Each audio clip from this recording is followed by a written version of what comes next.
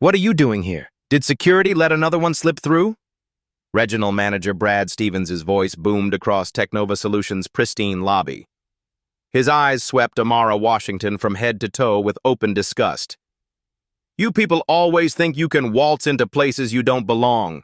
Well, not on my watch. Without warning, he grabbed his 20-ounce Pepsi and slowly, deliberately poured the entire contents over Amara's head. Cola cascaded down her face, soaking her $400 silk blouse and expensive briefcase. Dark liquid dripped from her briefcase.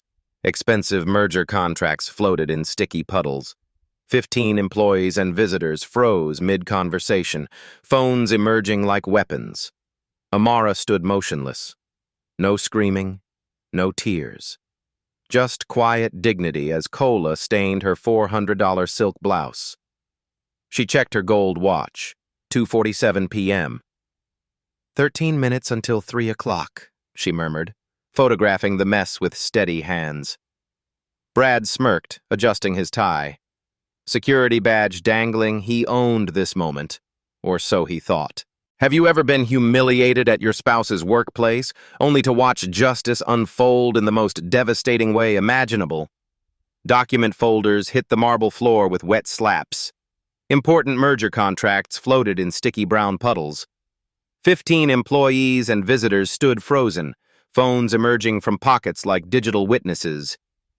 Amara Washington remained perfectly still. Cola dripped from her natural hair onto her designer heels. No screaming, no cursing, just eerie calm as she reached for her phone and began photographing everything. 2:48 p.m., she said quietly, checking her Cartier watch. 12 minutes. Brad Stevens straightened his tie, chest puffed with satisfaction. That's what happens when people forget their place. Security! Maya Rodriguez, the young Latina receptionist, stepped forward. Sir, this lady has proper visitor credentials. She's here for...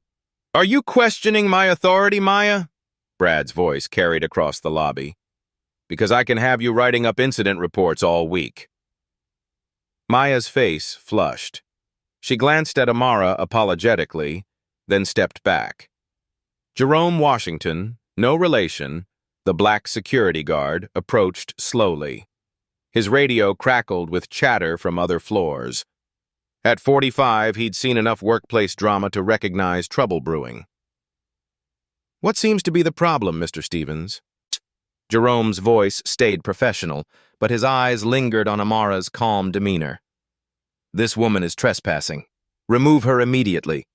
Brad pointed dramatically. She's clearly here to steal proprietary information or cause trouble. Amara knelt gracefully, gathering soggy documents. Her briefcase bore the embossed logo of a prestigious law firm. Several papers showed partial letterheads. Confidential, CEO only, and Meridian Acquisition, 340 ULAs. Junior executive Lisa Miller watched from the elevator bank, iPhone recording discreetly. She'd worked here 18 months and never seen Brad this aggressive. Something felt wrong about the entire situation. Ma'am, Jerome said gently, I need to ask what brings you here today. Amara looked up, water droplets still falling from her hair. I'm delivering time-sensitive documents to the CEO. David is expecting these for his 3 p.m. board meeting. She handed Jerome her visitor badge, his eyebrows raised slightly, reading the access level. VIP Executive Suite. Brad snatched the badge before Jerome could examine it closely. Fake! Obviously fake. You think we're stupid? David? You mean Mr. Washington? Like the CEO would associate with what exactly? Amara's voice cut through his rant like ice. The lobby fell silent. Even the background chatter from other floors seemed to pause. Brad's face reddened. Don't play games with me. I know your type. You see an expensive building and think you can scam your way in. Assistant Manager Carol Rodriguez emerged from the elevator, drawn by the commotion. At 38, she'd climbed the corporate ladder by never challenging authority. She sized up the situation quickly. Black woman, expensive clothes, confrontation with Brad. Is there a problem here? Carol asked, positioning herself beside Brad. "Just removing an unwanted visitor," Brad replied. "Someone who thinks she can waltz in here claiming to know the CEO." Carol's eyes narrowed as she studied Amara. Security should have screened her properly.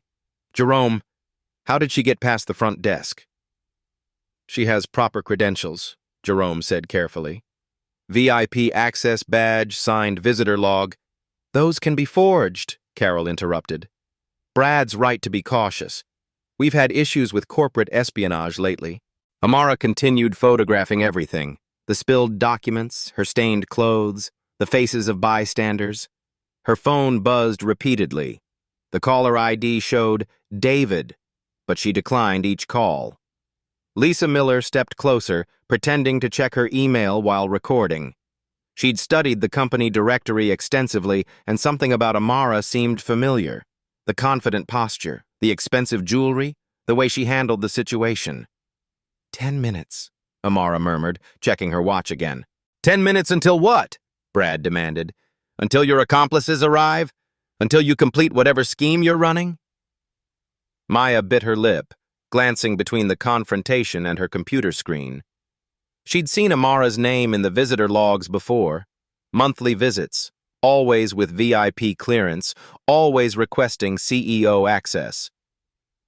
"Sir," Maya said quietly, "maybe I should call upstairs and—" "You'll do no such thing," Carol snapped. "We handle our own security issues down here." Amara's phone buzzed again. This time the text was visible. "Meridian contracts needed ASAP. Board meeting moved to 3:00. Where are you?" She showed the screen to Jerome. His expression shifted subtly. "Mr. Stevens," Jerome said, "perhaps we should verify her story before—" "I don't care about her story." Brad's voice echoed off the marble walls. "Look at her. Does she look like CEO material to you? Use your eyes, Jerome." The racial undertone hung in the air like smoke. Several employees exchanged uncomfortable glances. Lisa's recording captured every word. A well-dressed white executive named Robert Harrison approached from the coffee station. He'd been watching the scene unfold with growing unease. "Brad, what's all the shouting about?" Robert asked. "Just handling a security breach, Rob. Nothing you need to worry about." Robert studied Amara, taking in her expensive briefcase, her professional demeanor despite being soaked in soda. "Ma'am, are you all right? Do you need medical attention?" "I'm fine, thank you," Amara replied. "I just need to deliver these documents. 8 minutes." 8 minutes until what? Robert asked gently. "Until David's board meeting starts. He's expecting the Meridian acquisition contracts." Robert's face paled. He knew about the Meridian deal, $340 million acquisition, highly confidential board-level approval required today. "Brad," Robert said slowly, "maybe we should—" "Stay out of this, Rob. I've got everything under control." But control was slipping away. Amara's calm confidence contrasted sharply with Brad's growing hysteria. The employees sensed something bigger brewing beneath the surface. Maya's computer chimed with an instant message from the CEO's office. "Is Mrs. Washington downstairs? CEO is looking for merger documents." Maya's eyes widened. She looked at Amara, then at her screen, then back at the chaos unfolding. The countdown continued. 7 minutes until 3:00 p.m. 7 minutes until everything changed. Maya's hands trembled over her keyboard. The instant message from the CEO's office burned on her screen. "Is Mrs. Washington downstairs? CEO is looking for merger documents." She glanced at Amara, still calmly photographing her ruined clothes. The name clicked. Mrs. Washington, the woman who visited monthly, always with VIP clearance, always treated with utmost respect by senior executives. "Oh my God," Maya whispered. Brad caught her expression. "What's wrong with you now?" "Nothing, sir, just checking something." Maya's finger hovered over her keyboard. Should she respond to the CEO's office? Should she warn them? Carol Rodriguez stepped closer to Amara, studying her expensive Hermes handbag and custom-fitted blazer. Despite the soda stains, everything screamed money and class. "You know what I think?" Carol said loudly. "I think you're one of those con artists who dress up nice and target tech companies. Probably already hit Google and Apple this week." Robert Harrison shifted uncomfortably. "Carol, that seems a bit..." "A bit what? Observant? Realistic?" Carol's voice carried across the lobby. "Look at her, Rob. She shows up here claiming to know our CEO personally. David Washington, the David Washington. It's laughable." Amara continued gathering her soggy documents, separating salvageable pages from ruined ones. Her movements were methodical, professional, a woman accustomed to crisis management. 6 minutes, she said softly. Jerome watched the scene unfold with growing unease. In 12 years of corporate security, he'd never seen anyone handle humiliation with such composure. Most people would be screaming, crying, or threatening lawsuits by now. Lisa Miller positioned herself near the elevator bank, iPhone capturing everything. Her business journalism background kicked in. This felt like a story worth documenting. She'd already posted a live update to her LinkedIn, witnessing something disturbing at work. More details soon. "Jerome," Brad commanded, "escort this woman out immediately. Use force if necessary." Jerome hesitated. "Sir, maybe we should verify her credentials first. Call upstairs and..." "Are you deaf? I said remove her. Now!" The racial dynamics weren't lost on Jerome. A black security guard being ordered to forcibly remove a black woman by white managers who refused to verify her legitimate credentials. "Mr. Stevens, I'd prefer to follow proper protocol." "Your protocol is whatever I tell you it is." Brad's face flushed crimson. "Do your job or find another one."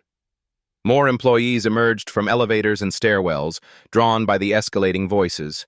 The lunch crowd was returning, creating a growing audience. Marketing Director Jennifer Walsh approached with her coffee. "What's all the commotion about?" "Security issue," Carol replied smoothly. "Nothing we can't handle." Jennifer studied Amara's professional demeanor and expensive accessories. "She doesn't look like a security threat. Ma'am, are you injured? Do you need assistance?" "I'm fine, thank you," Amara replied. "I just need to reach the 32nd floor before 3:00 p.m. Jennifer's eyebrows shot up. The 32nd floor housed only executive offices and the CEO's suite. Brad laughed harshly. "You hear that? She wants to go to the executive floor, probably planning to steal corporate secrets or plant listening devices." 5 minutes. Amara checked her watch again. Her phone buzzed with another text. This time, several people caught a glimpse of the message.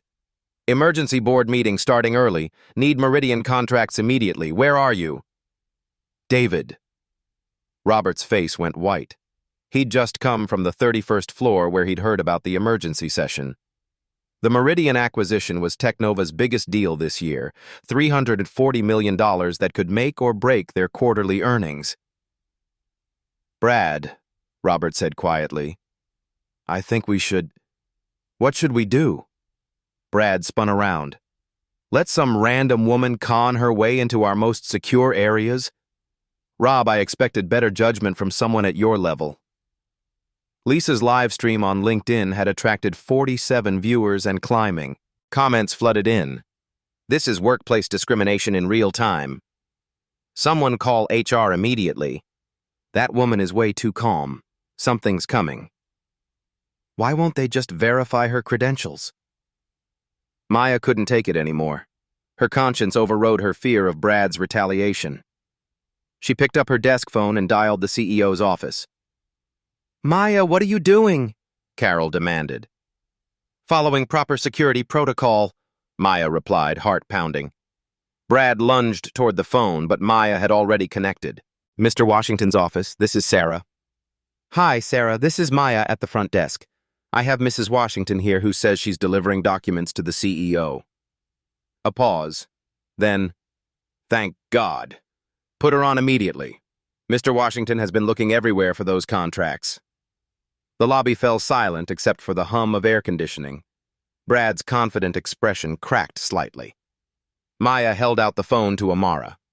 "Ma'am, Mr. Washington's assistant would like to speak with you." Amara accepted the phone gracefully. Sarah? Yes, it's me. I'm in the lobby with the Meridian contracts, but there's been a slight delay.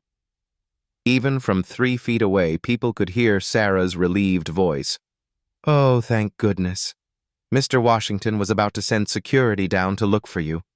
The board meeting moved up to 2:55. Can you come up immediately?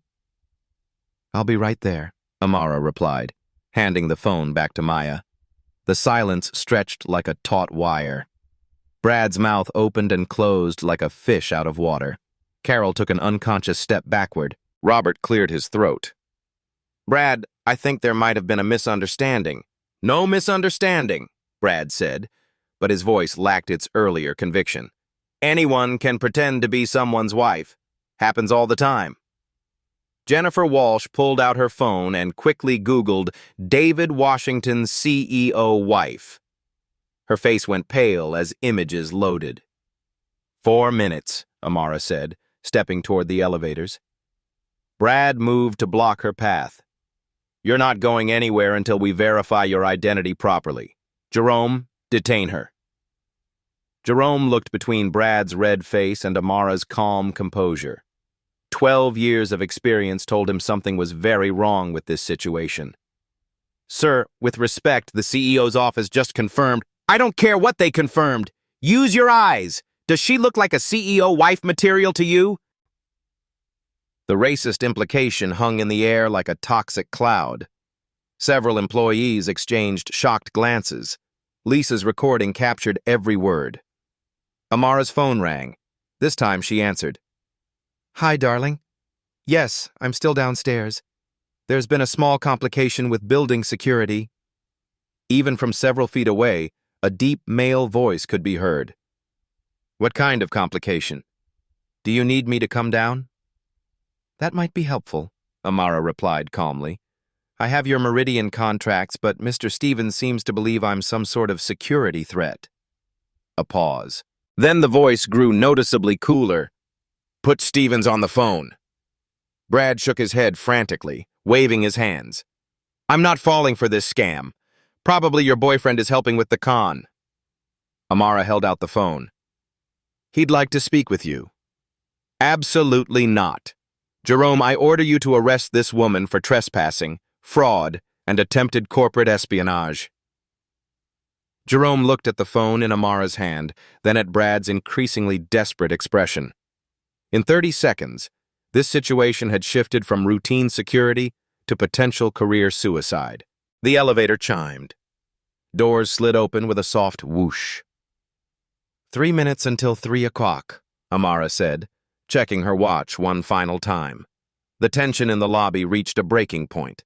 Employees held their breath. Lisa's live stream viewers topped 100.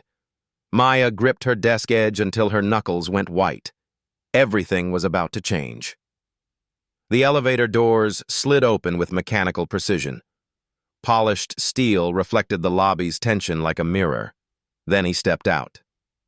David Washington, 6'2", impeccably dressed in a $3,000 charcoal suit, CEO of Technova Solutions for 8 years.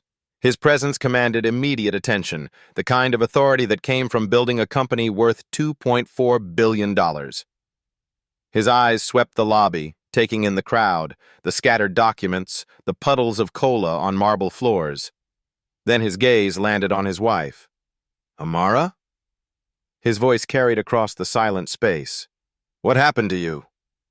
The transformation was instant and devastating. Brad's confident sneer dissolved into pure terror. Carol stepped backward so quickly she nearly tripped. Robert's coffee cup slipped from nerveless fingers, shattering on the floor. Amara turned toward her husband with the same calm composure she'd maintained throughout the ordeal. I brought your Meridian contracts. They got a little wet. David's expression shifted through confusion, recognition, then ice-cold fury as he processed the scene. His wife, Harvard MBA, former McKinsey partner, board member of 3 Fortune 500 companies, standing soaked in soda while his employees gawked. Someone explained to me why my wife is covered in Pepsi. The silence stretched like a funeral shroud. Nobody moved, Nobody breathed. Brad's mouth opened and closed soundlessly. Sweat beaded on his forehead despite the air conditioning. The man who'd been so vocal moments ago seemed to have lost his voice entirely. "I asked a question," David said, his tone dropping 10 degrees. "Someone. Explain. Now." Jerome stepped forward first, his security training overriding his shock. "Sir, there was a misunderstanding about Mrs. Washington's visitor credentials."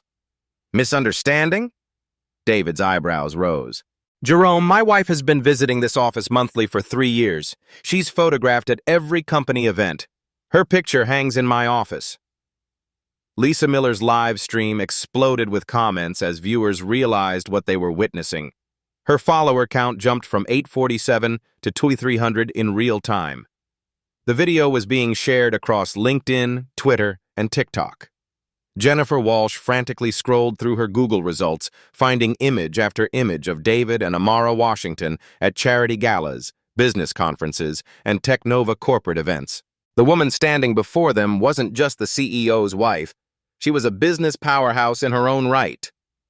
"Ma'am," Jennifer approached Amara cautiously, "I am so incredibly sorry. I had no idea." "You had no idea because you saw a black woman and made assumptions," Amara replied quietly. "Just like everyone else." David moved closer to his wife, his protective instincts flaring. He'd built Technova from a startup in his garage to a publicly traded corporation, but right now he looked ready to tear the building down brick by brick. "Amara, tell me exactly what happened." She handed him her phone, showing the photos she'd taken. The sequence told the story perfectly. Brad's aggressive posture, the deliberate pouring of soda, the scattered contracts, the growing crowd of onlookers. David's jaw tightened as he scrolled through the images. "These are time-stamped. This has been going on for 13 minutes? 12 minutes and 47 seconds, Amara confirmed. Maya found her voice first.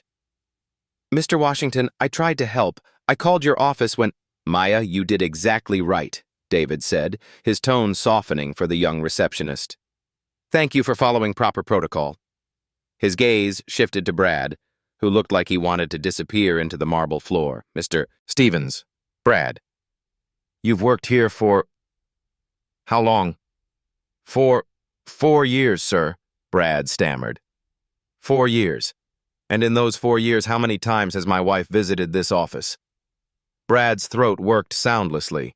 The answer was written on his face. He knew exactly who Amara was. He'd seen her before. He'd deliberately chosen to humiliate her anyway. I didn't recognize... You didn't recognize the woman whose photo is displayed in the main conference room? The woman who spoke at our last 3 company meetings? The woman who established our diversity scholarship program? Each question hit like a physical blow. Brad's legs seemed to be failing him. Carol Rodriguez tried to salvage the situation. "Sir, we were just being cautious about corporate security. There have been incidents—" "Carol," David's voice could have frozen hellfire. "Are you seriously trying to justify pouring soda on my wife?" "No, sir. I would never—" "But you stood there and watched. You encouraged it. You called her a con artist." Robert Harrison stepped forward, his face ashen. "David, I tried to intervene. I suggested we verify her credentials." "You suggested? While my wife was being publicly humiliated by my own employees." David's disappointment was somehow worse than his anger. "Robert, I expected better from someone at your level." The crowd of employees had grown to nearly 30 people. Phones were everywhere, capturing every moment. This wasn't just workplace drama anymore. It was a viral moment happening in real time. Amara's phone buzzed with notifications. News outlets were already picking up the story from social media. Technova incident was trending. Black voices across the platform were sharing their own stories of workplace discrimination. Lisa's live stream viewers had topped 5,000. Comments flooded in. "This CEO is about to end these people. Justice in real time. That woman handled this like a boss. Racism has consequences." David pulled out his own phone, typing rapidly. Within seconds, Every executive in the building received an emergency alert. All department heads to lobby immediately. Code red personnel situation. "What are you doing?" Brad asked, panic creeping into his voice. "What I should have done years ago," David replied. "Creating consequences." The elevator chimed again. This time, 6 senior executives emerged: the chief operating officer, head of human resources, legal counsel, chief financial officer, VP of marketing, and head of security. Their faces registered shock as they took in the scene.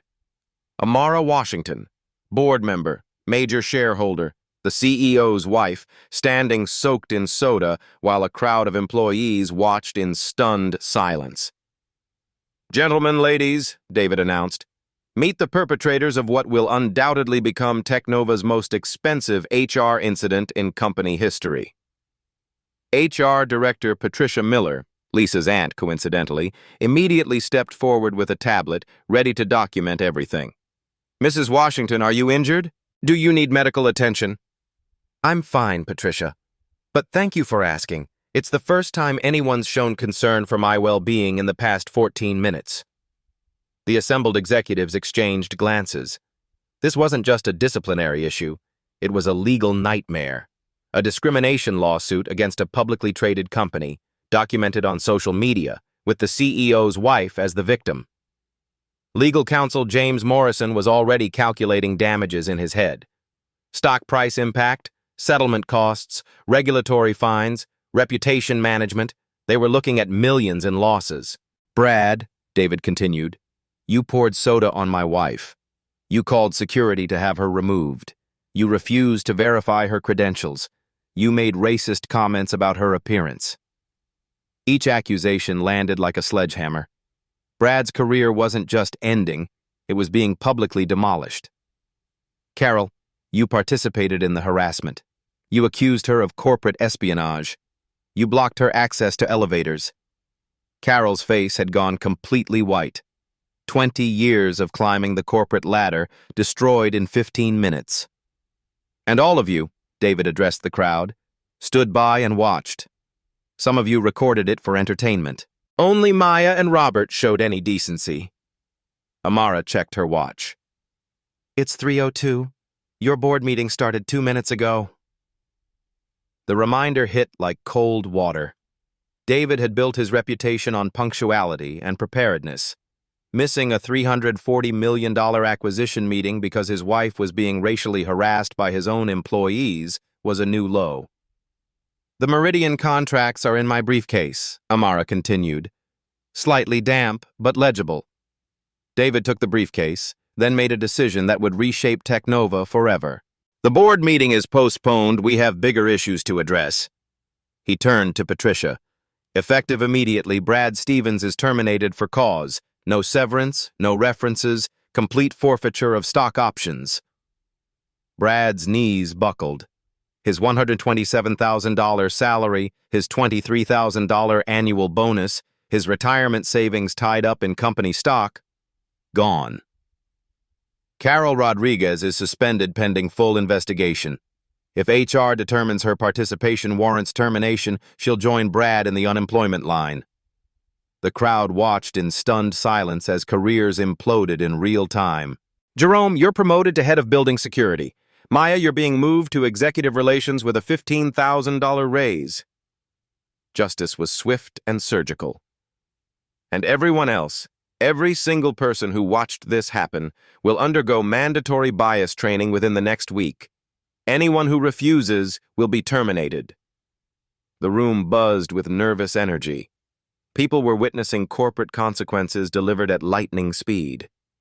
"But David," Amara said softly, "this isn't just about punishment. It's about prevention." She was right, of course. She always was. This moment wasn't just about destroying the people who'd wronged her. It was about ensuring it never happened to anyone else. "You're absolutely right," David nodded. "Patricia, I want a complete diversity audit of all departments within 30 days. I want anonymous reporting systems implemented by Friday. I want quarterly sensitivity training for every employee, myself included." The transformation from humiliation to systematic reform was happening before their eyes. This wasn't just revenge, it was revolution. But they weren't finished yet. The real reckoning was just beginning. David's phone rang. Board Chairman William Foster's name appeared on the screen. "I have to take this," David said, then answered. "Bill, I'm dealing with a situation." "We all are," came the reply, loud enough for nearby people to hear. "Your wife's incident is already on CNN. The stock price dropped 2 points in the last 5 minutes. The gravity hit everyone simultaneously. This wasn't just internal drama anymore. It was national news affecting shareholder value. "How bad?" David asked. "Bad enough that I'm calling an emergency board session for tonight. We need damage control, legal strategy, and a public response. Is Amara planning to sue?" All eyes turned to Amara. The woman who'd been humiliated 15 minutes ago now held the company's future in her hands. She smiled for the first time since the ordeal began. "That depends entirely on what changes Technova is willing to make." The executive conference room on the 32nd floor had never felt this tense. Floor-to-ceiling windows overlooked downtown Chicago, but nobody was admiring the view. 7 board members sat around a $50,000 Italian marble table, tablets open, faces grim. David Washington stood at the head of the table, still in his soda-stained suit jacket. He'd refused to change until this crisis was resolved.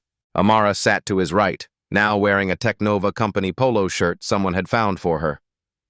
"Let's review the damage," announced Board Chairman William Foster, his silver hair perfectly styled despite the emergency session. "Stock price down 3.2% in 2 hours. Hashtag Technova racism trending nationally. CNN, MSNBC, and Fox News are all covering the story." Legal counsel James Morrison opened his tablet. "I've been monitoring social media. Lisa Miller's live stream has 2.1 million views. It's been shared 89,000 times on LinkedIn alone. We're looking at potential class action lawsuits from other employees who've faced discrimination." Chief Financial Officer Margaret Kim cleared her throat. "Conservative estimate for settlement costs, legal fees, and reputation management, $15 million minimum. That's assuming Mrs. Washington doesn't pursue maximum damages." All eyes turned to Amara, who was reviewing a thick folder of documents she'd requested from HR. "I've been examining Technova's diversity statistics," she said calmly. "Fascinating reading." She opened to a highlighted page. Executive leadership, 73% white male, 18% white female, 9% minority. Department heads, 81% white. Middle management, 79% white. The numbers hung in the air like an indictment. In a city that's 33% black and 29% Latino, Technova employs a workforce that's 7% black and 12% Latino. Your hiring practices haven't just failed, they've actively excluded people who look like me. Board member Patricia Hernandez shifted uncomfortably. "Amara, we've always prioritized merit-based hiring. Merit according to whom?" Amara's voice remained steady, but her words cut deep. "When 95% of your recruiters are white, when 88% of your hiring managers share the same educational and socioeconomic background, you're not measuring merit, you're measuring similarity." David pulled up internal data on the wall screen. Quarter-over-quarter revenue by department. Brad Stevens' Regional Management Division, $45 million annually. Seems significant until you realize that's only 1.9% of our total revenue stream. He clicked another slide.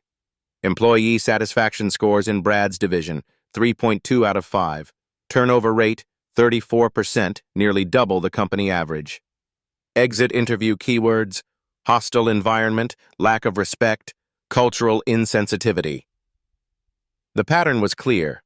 Brad hadn't just humiliated Amara, he'd been creating a toxic environment for months. "How did we miss this?" asked Chief Operating Officer Robert Miller. "We didn't miss it," Amara replied. "We ignored it. I've reviewed 47 HR complaints filed against Brad's department in the past 18 months. Sexual harassment, racial microaggressions, promotion discrimination, all marked as resolved or unsubstantiated. HR Director Patricia Miller, no relation to Robert, looked stricken. Those complaints were investigated according to company protocol. Protocol designed to protect the company, not the employees, Amara interrupted. Average investigation time, 3.7 days. Average follow-up, 0. Anonymous reporting system, non-existent. Board member Michael Torres leaned forward. What are you proposing, Amara?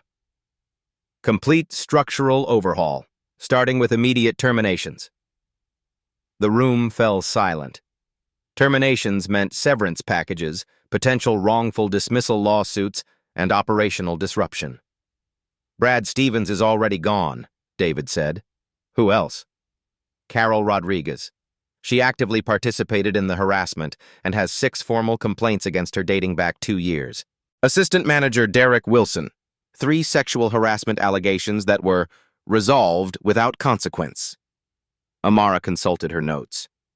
Regional HR Representative Sandra Mitchell, who marked legitimate discrimination complaints as personality conflicts, and Building Security Supervisor Tom Patterson, who's been losing incident reports for 8 months. Each name represented hundreds of thousands in salary and benefits. But the alternative, massive lawsuits and reputation damage, was far more expensive. That's 5 terminations in 1 day, Margaret Kim calculated. Severance costs alone will hit $340,000. Compare that to our potential legal exposure, James Morrison interjected. Class action discrimination suits typically settle for $2 to $5 million per incident. We could be looking at $50 million if other victims come forward. William Foster drummed his fingers on the marble table. Amara, what guarantee do we have that these changes will prevent future incidents? None. But I can guarantee that without systemic changes, this will happen again. And next time, it might not be the CEO's wife. It might be a minimum wage employee with no resources to fight back. The moral weight of her words settled over the room. What specific changes are you requesting? Foster asked. Amara opened her laptop and projected a detailed presentation. She'd been preparing this for years. First, anonymous reporting system. Mobile app, third-party managed, 0 retaliation tolerance, implementation cost, $127,000 annually. Second, quarterly bias training for all employees, not just management. Mandatory for promotion consideration. Cost, $234,000 annually. Third, diverse hiring mandates. 40% minority representation in management within 18 months. Dedicated diversity recruiter. Partnership with HBCUs and Hispanic-serving institutions. Cost, $189,000 annually. Fourth, employee advocacy program. Trained staff members who can intervene in discrimination incidents. Think of them as internal ombudsmen. Cost, $156,000 annually. Fifth, third-party diversity audits every 6 months. Complete statistical analysis of hiring, promotion, and retention patterns by race, gender, and department. Cost, $78,000 annually. David calculated quickly. Total annual cost, $784,000. That's less than Brad Stevens' department spent on office furniture last year. The return on investment was obvious. Preventing one discrimination lawsuit would pay for the entire program. There's more, Amara continued. Executive compensation is tied to diversity metrics. If department heads fail to meet inclusion targets, their bonuses are reduced proportionally. That got everyone's attention. Executive bonuses averaged $340,000 annually. You're talking about fundamental cultural change, board member Jennifer Walsh observed. I'm talking about basic human decency, Amara replied, which shouldn't require fundamental change but apparently does. Her phone buzzed with notifications. Social media was exploding with support. Justice. For Amara had joined #Technova racism in trending status. Major news outlets were requesting interviews. We need to consider public response, Foster said. How do we frame this to minimize stock impact? We don't minimize it, David said firmly. We own it. Full responsibility, immediate action, and transparent reporting on our progress. Margaret Kim pulled up market analysis. Actually, companies that respond decisively to discrimination incidents often see stock price recovery within 30 days. Investors value proactive leadership over damage control. What about Brad Stevens? Robert Miller asked. He could file a wrongful termination, claiming he was scapegoated. James Morrison smiled grimly. He poured soda on the CEO's wife on camera. No labor attorney in the country would take that case. Speaking of cameras, Foster said, what about the viral video? Can we request a takedown? Absolutely not, Amara said sharply. That video is evidence. It's also about accountability. The world watched Technova employees humiliate a black woman. Now they need to watch us make it right. The power dynamics in the room had shifted completely. Amara wasn't just the victim anymore.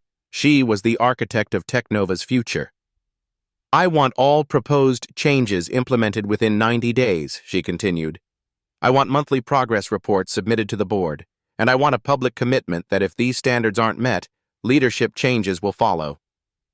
She was essentially putting David's job on the line along with everyone else's. Done, David said without hesitation.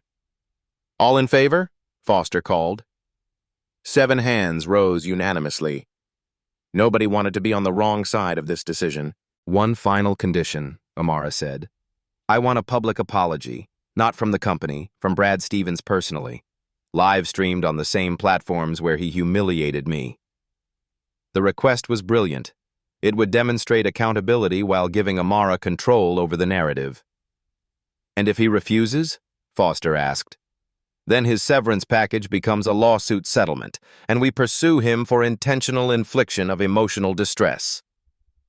The meeting was ending, but the real work was just beginning. Technova was about to transform from a discrimination liability into a diversity leader. Justice served with surgical precision. 72 hours later, Technova Solutions looked like a different company. The lobby buzzed with purposeful energy as contractors installed new digital displays showcasing employee diversity achievements. The marble floors had been professionally cleaned, but more importantly, the atmosphere had been scrubbed of its toxic undertones. Maya Rodriguez sat behind her reception desk wearing a brand new nameplate, Executive Relations Coordinator.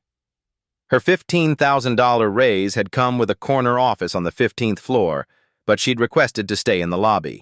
This is where change needs to be visible, she'd told David. At 2:47 p.m., exactly 72 hours after the incident, Maya's computer chimed with a notification. Brad Stevens was going live on LinkedIn, fulfilling his public apology requirement. She adjusted her screen so arriving visitors could watch. Brad's face appeared on camera, unshaven and hollow-eyed. His expensive suits had been replaced by a wrinkled polo shirt. No corporate backdrop, just his empty apartment. My name is Brad Stevens. 3 days ago, I committed an act of workplace discrimination that was captured on video and seen by millions. I poured soda on Amara Washington, a black woman, because I made racist assumptions about her right to be in that space. His voice cracked slightly. I was wrong. Completely, inexcusably wrong. Mrs. Washington was delivering important documents to her husband, the CEO of Technova. Instead of treating her with basic human respect, I humiliated her in front of dozens of people. Maya watched the live comment count climb, 2,847 viewers and rising. The responses ranged from supportive to savage. I cannot undo my actions, but I can acknowledge their impact. My behavior reinforced harmful stereotypes and created a hostile environment for employees of color. I take full responsibility. The camera stayed steady as Brad continued. I've been terminated from Technova, and rightfully so. I'm using this opportunity to examine my own biases and commit to anti-racism education. To Mrs. Washington, I am profoundly sorry for the pain I caused. The live stream ended. Maya refreshed the page. 4,200 views in 6 minutes. Comments were overwhelmingly supportive of Amara and critical of Brad's past actions. Across town, Jerome Washington, still no relation to the CEO, was conducting his first training session as head of building security. 12 security guards from Technova's various locations sat in folding chairs, listening intently. Dignity, Jerome said, writing the word on a whiteboard. Not just for VIPs or people who look like us, for everyone who walks through those doors. He clicked to a slide showing visitor protocol changes. New system goes live Monday. Every visitor gets professional treatment regardless of appearance. Questions about credentials? Verify first, judge never. Security guard Maria Santos raised her hand. What if someone seems suspicious? Define suspicious, Jerome replied. Is it behavior or bias? Are they acting threatening, or do they just look different from what you expect? The distinction was crucial. Technova's new training focused on recognizing unconscious bias rather than ignoring it. Remember, Jerome continued, Mrs. Washington had proper credentials, VIP access, and legitimate business. But assumptions about race overrode facts. That's the bias we're here to eliminate. Meanwhile, in the executive suite, Amara Washington reviewed the first batch of applications for Technova's new Chief Diversity Officer position. 47 candidates in 72 hours. Word traveled fast in the corporate world. Her assistant knocked softly. Mrs. Washington, your 3:30 interview is here. Dr. Keisha Williams entered, Harvard PhD in organizational psychology, former diversity consultant for 3 Fortune 100 companies. She'd been following the Technova story closely. Mrs. Washington, I have to ask, how serious is Technova about actual change versus PR management? Amara appreciated the directness. Dr. Williams, 3 days ago, this company's leadership was 73% white male. As of yesterday, we've hired 2 black department heads, promoted 6 employees of color, and terminated 5 people for documented discrimination. She opened her laptop, showing real-time diversity metrics. We're not managing PR, we're rebuilding culture. The question is whether you're ready to lead that transformation. Dr. Williams smiled. I've been ready my entire career. Down in IT, Lisa Miller was putting finishing touches on Technova's anonymous reporting app, SafeSpeak. The system would launch Monday with third-party management to ensure zero retaliation. Anonymous submissions get routed to external investigators, she explained to her team. Response time guaranteed within 24 hours. No internal access to reporter identities without explicit consent. Employee surveys were already showing dramatic improvement. In 72 hours, workplace satisfaction scores had jumped from 3.2 to 4.1 out of 5 in Brad's former department. The financial impact surprised even the board. Instead of the expected stock decline, Technova's shares had risen 1.7% as investors responded positively to decisive leadership and transparent communication. Corporate clients were also taking notice. 3 major contracts had been renewed early, with clients specifically citing Technova's commitment to inclusive excellence as a deciding factor. But the most meaningful change was intangible. Employees walked taller, spoke up more freely, and reported feeling valued for who they are, not just what they produce. By Friday afternoon, Technova had received 847 job applications, a 43% increase from the previous week. Top-tier talent was attracted to companies that demonstrated authentic commitment to dignity and respect. Carol Rodriguez's 60-day suspension had become a termination when HR's investigation revealed 6 additional discrimination incidents she'd covered up. She was replaced by Marcus Thompson, a black operations manager who'd been overlooked for promotion 3 times despite exemplary performance. The ripple effects extended beyond Technova. 7 other Chicago tech companies had contacted Amara requesting consultation on diversity initiatives. Her story had become a template for transformation. Real change was measurable, sustainable, and spreading. 6 months later, Amara Washington stood before 500 business leaders at the National Diversity Summit in Atlanta. The woman who'd been humiliated with soda had become one of corporate America's most sought-after speakers on workplace transformation. "They saw a black woman and decided I didn't belong," she said, her voice carrying across the silent auditorium. What they didn't see was someone who'd spent 15 years building systems to ensure no one else would face that humiliation. Technova's transformation has become legendary in business circles. The company now boasted 34% minority leadership, the highest in Chicago's tech sector. Employee satisfaction scores had reached 4.7 out of 5. Turnover dropped to 8%, saving $2.3 million annually in recruitment costs. Maya Rodriguez had been accepted to Northwestern's executive MBA program, sponsored entirely by Technova. Jerome Washington led diversity training programs for 6 major corporations. Lisa Miller's video documentation has won a Webby Award for social impact. Dr. Keisha Williams's SafeSpeak app has been licensed by 47 companies nationwide. Anonymous reporting had led to 23 successful interventions in potential discrimination cases, problems solved before they became crises. The financial results spoke louder than any mission statement. Technova's stock had outperformed sector averages by 12% as investors recognized that inclusive companies were simply more profitable. 3 competitors had been acquired while Technova expanded into 2 new markets. But the most powerful changes were in the real-life stories of employees who no longer feared being themselves at work. Black engineers spoke up in meetings. Latina managers pursued promotions without hesitation. LGBTQ+ employees brought their partners to company events. Brad Stevens had moved to Phoenix, working part-time at his brother-in-law's insurance agency. His LinkedIn profile listed no employment history after Technova. The viral video of his humiliation had made him unemployable in corporate America, a cautionary tale shared in business schools nationwide. Carol Rodriguez had found work at a small accounting firm, her management ambitions permanently derailed. The other terminated employees had struggled similarly, their discrimination documented in industry networks that valued reputation above all else. Justice isn't just punishment, Amara continued her keynote. True justice creates systems that prevent harm from happening again. It transforms institutions, not just individuals. She clicked to her final slide. A photo of Technova's diverse leadership team standing where she'd been humiliated 6 months earlier.